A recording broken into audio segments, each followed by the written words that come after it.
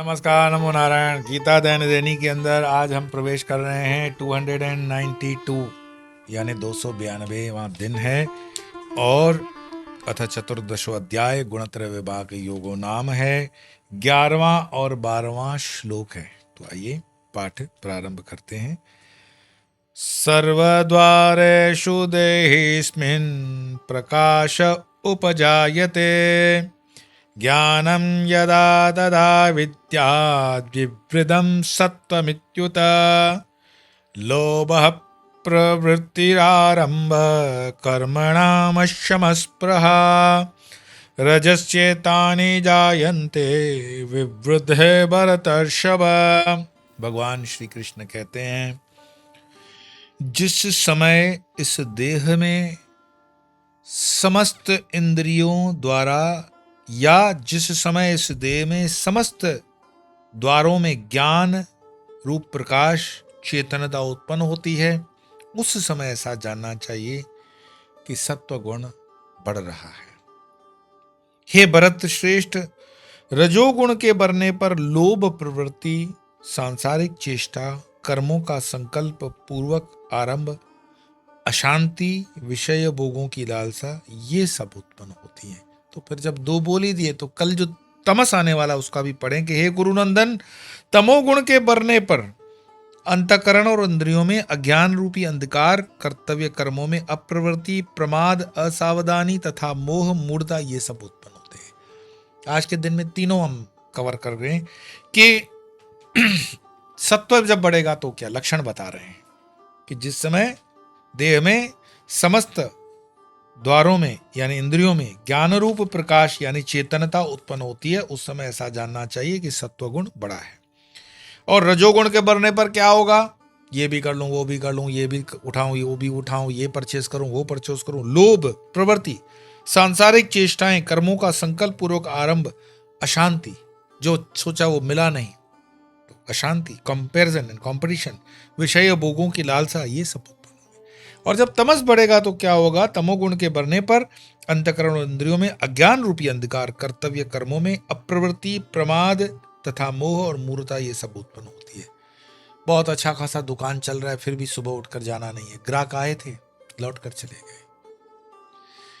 अच्छी खासी जॉब मिल रही है, लेकिन समय पर पहुंचे नहीं, ऑफिस वाले नाराज हैं, छूट जाएगी। ये तमस है।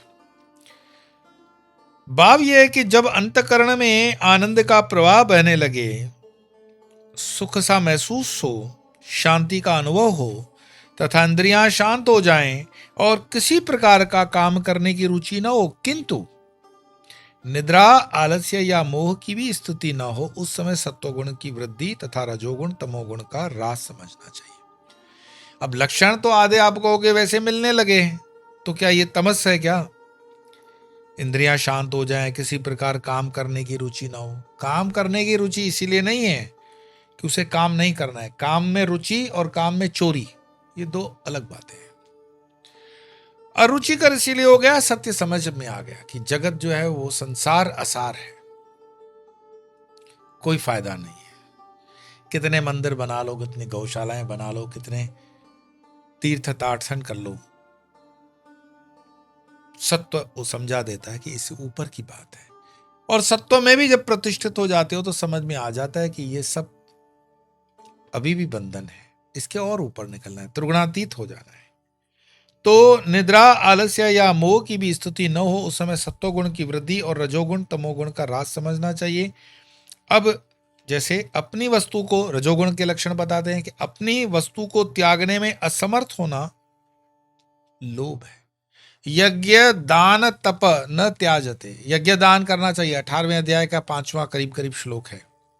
यज्ञ क्यों करना चाहिए, दान क्यों करना चाहिए, तप क्यों करना चाहिए? ताकि लोभ न हो। और लोभ मतलब क्या? अपनी वस्तु को त्यागने में असमर्थ होना। कई बार हमारे पास 4-4 जोड़ी जूते हो जाते हैं, तो उन 4 जोड़ी जूतों में से एक जोड़ी भी किसी गरीब के प्रति अगर आपको लगता है दे सकता हूं, फिर भी लगता है नहीं नहीं, ये तो मेरी उस ड्रेस से मैच है, मरून कलर, ये लोभ है। लेकिन मेरे पास 4 हैं, सामने वाला नंगे पांव परेशानी से है, तो उसे कह दें कि ये भी आप ही का ही है, कोई मेरे पास तो है ऑलरेडी 3-3, ये ले लो भाई, प्रेम से दे रहे हैं। तो अपनी वस्तु को त्यागने में असमर्थ होना लोभ है। निवृत्ति मार्ग की ओर से उपेक्षा होना अर्थात मकान, बगीचा, पाठशाला आदि बनवाना प्रवृत्ति है। निवृत्ति मार्ग की ओर उपेक्षा, जाना निवृत्ति मार्ग में है लेकिन हम प्रवृत्ति कर रहे हैं। मैंने जैसे बताया, मकान, बगीचा, पाठशाला बनवाना। एक काम समाप्त होने पर दो काम तैयार रहें, काम छिड़े ही रहें, कर्म प्रवाह से अवकाश ही न मिले। अब एक कंपनी बनाई थी, वो चली नहीं, फिर दूसरी कंपनी भी रजिस्टर हो गई, उसमें भी जीएसटी नंबर ले लिया, पड़ गए फंसे में, और इनकम टैक्स के नोटिस के ऊपर नोटिस आ रहे हैं। करने का काम क्या? पहली कंपनी ढंग से चली नहीं है, दूसरी कंपनी रजिस्ट्रेशन में है, तीसरी कंपनी का प्लानिंग चल रहा है, चौथे की बात लगा रखी है। यह कर्मों का आरंभ है, यही रजस है। उपरति अभाव अशांति है। स्वर्ग आदि अथवा मोक्ष की इच्छा होना भी इस प्रकार, ये पांचों बातें रजोगुण के कारण होती है, और जब ये उत्पन्न हो तो रजोगुण की वृद्धि समझनी चाहिए। पर यह बात है कि वो तमस में तो एटलीस्ट नहीं है, रजोगुण में। और जब रजोगुण में है तो एक न एक दिन रजोगुण भी छोड़ करके सत्व में आ ही जाएगा, और जब सत्व में आ ही जाएगा तो फिर त्रिगुणातीत भी हो जाएगा। थोड़ा प्रोसेस लंबा है, फिर उसके लिए हम कहते हैं पूजा पाठ करवाओ, फिर उसके लिए हम भी रजोगुण में आ जाते हैं कि www.swamiyopar.com पे जाओ, धनतेरस को बुक करो, और वो श्राद्ध वगैरह की भी लगी हुई है वो भी करो। क्यों करना है भाई? मैं अपने टीम से कभी कभी पूछता हूँ क्यों ये धंधे में लगना है अपने को, तो बोलते हैं स्वामी जी वो भैरव पीठ की जो आप लगा कर रहे हैं तो उसमें धन लगेगा, जो स्टाफ लगा है उसकी पगारें देनी है, जो लाइट के बिल आ रहे हैं उनको देना है। तो अब उनके रजोगुण को ठीक करने के लिए मुझे अपने सत्वगुण से नीचे उतरना पड़ रहा है। हम तो अच्छे खासे बैठे हुए थे, लेकिन जब तक मन के अंदर वो संकल्प हैं, ऐषणाएं हैं, बोलने के लिए हम बोल दें कि मुझे उसमें नहीं लगना है, कोई जबरदस्ती नहीं लगाता जब तक आप नहीं लगते हो। तो कहीं ना कहीं प्रारब्ध की कोई ऐषणा है, उसको पूरा करने के लिए हमें लगना पड़ता है। तो ऐसा नहीं है कि उन्होंने बोल दिया और मैं लग गया तो आपको बोल रहा हूं कि ये मेरा दोष नहीं है, मेरा दोष है। हमें हमारे दोषों को स्वीकार करने की ताकत होनी चाहिए, स्वीकार्य भाव होना चाहिए कि है ये मेरे अंदर कुछ पाने और करने की लालसा है, जो रजोगुणी है। पर रजोगुण में भी 3 कैटेगरी वापस है, तमस, सत्व और रजब में आएंगे, लेकिन है, ये मानना पड़ेगा। और फिर चलते चलते तमस की बात कर ही लेते हैं कि हे कुरुनंदन, जब तमोगुण बढ़ता है तब बुद्धि में अप्रकाश, आलस्य, प्रमाद और मोह ये सब उत्पन्न हो जाते हैं। सुख शून्य होना, अनात्म में आत्म बुद्धि होना, यह अविवेक ही अप्रकाश है। क्रिया शून्य होना अथवा अपने वर्णाश्रमोचित धर्मों का यथा समय पालन न करना अप्रवृत्ति आलस्य है। व्यर्थ चेष्टा करना अथवा किसी प्रयत्न पूर्वक करने योग्य कार्य की उपेक्षा कर देना और न करने योग्य को करने का प्रयत्न करना प्रमाद है। विचार शून्यता, अज्ञान और विपरीत भावना मोह है। यह सब तमोगुण के कार्य हैं। जब ये उत्पन्न हो तो समझो कि तमोगुण बड़ा है। तमोगुण को एक बार मैं आपको इसलिए विशेष पढ़ना चाहूंगा कि इसको समझना बहुत जरूरी है। भारत देश इस समय बहुत अधोगति में है, कारण कि हमारे पास हमारा युवा तमोगुण से जुड़ा हुआ है। कैसे?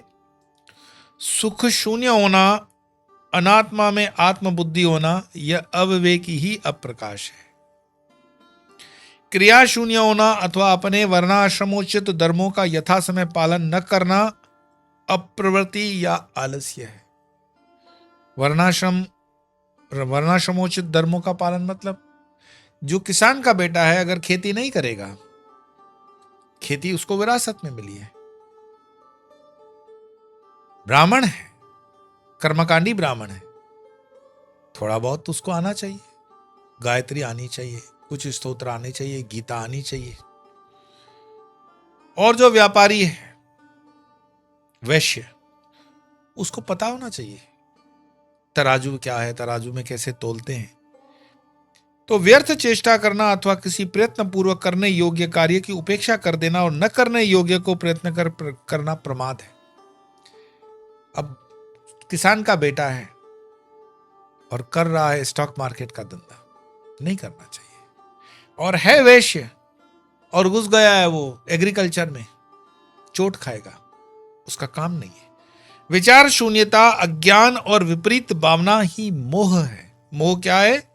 विचार शून्यता, अज्ञान और विपरीत भावना मोह है। ये सब तमोगुण के कार्य हैं। जब ये उत्पन्न हो तो समझो कि तमोगुण बढ़ रहा है। सत्व रज तम को समझने के लिए आप हमेशा, मैं कहूंगा, इसका कोड याद रखेंगे। तो कोड है वो 11, 12, 13 of 14, 11th, 12th and 13th श्लोक ऑफ चैप्टर 14th। ये अगर याद रखा तो सत्व रजतम आपको याद रह जाएगा। 11, 12, 13 श्लोक ऑफ चैप्टर 14। तो आइए 11वां और 12वां श्लोक का पाठ प्रारंभ करते हैं। सर्वद्वारेषु देहिस्मिन् प्रकाश उपजायते, ज्ञानं यदा तदा विद्यात् विवृद्धं सत्त्वमित्युत, लोभ प्रवृत्ति आरंभ कर्मणां शमः स्पृहा, रजस्येतानि जायन्ते विवृद्धे भरतर्षभ। आज इतना ही, कल फिर मिलेंगे, तब तक के लिए नमो